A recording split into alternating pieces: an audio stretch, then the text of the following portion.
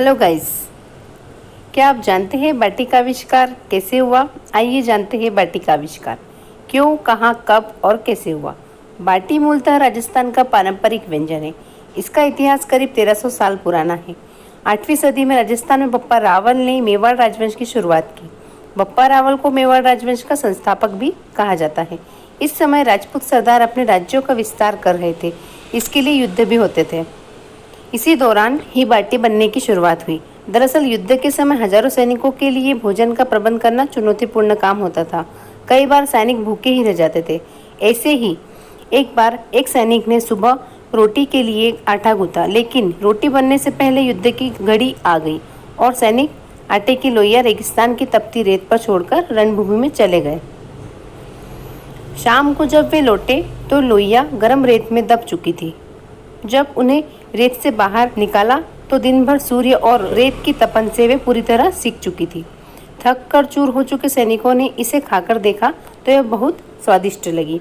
इसे पूरी सेना ने आपस में बांट कर खाया। बस यही इसका आविष्कार हुआ और नाम मिला बाटी।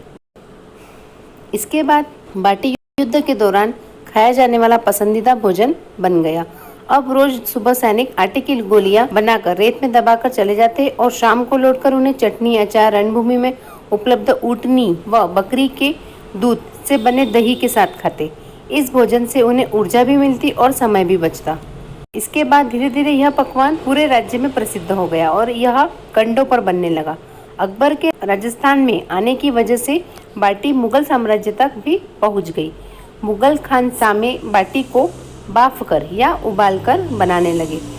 इसे नाम दिया बाफला। इसके बाद यह पकवान देश भर में प्रसिद्ध हुआ और आज भी है और कई तरीकों से बनाया जाता है। अब बात करते हैं दाल की। दक्षिण के कुछ व्यापारी मेवाड़ में रहने आए तो उन्होंने बाटी को दाल के साथ चूर कर खाना शुरू किया। यह जायका प्रसिद्ध हो गया और आज भी दाल बाटी का घट जोड़ बना हुआ है।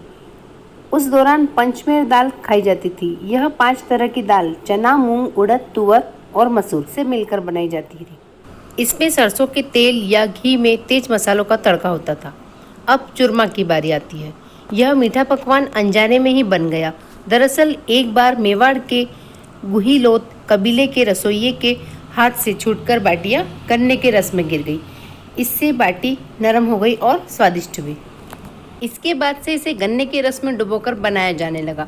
मिश्री, इलायची और ढेर सारा घी भी इसमें डलने लगा। बाटी को चूर कर बनाने के कारण इसका नाम चूरमा पड़ा। दोस्तों, वीडियो अच्छी लगी हो तो प्लीज़ लाइक करें, शेयर करें और सब्सक्राइब करें।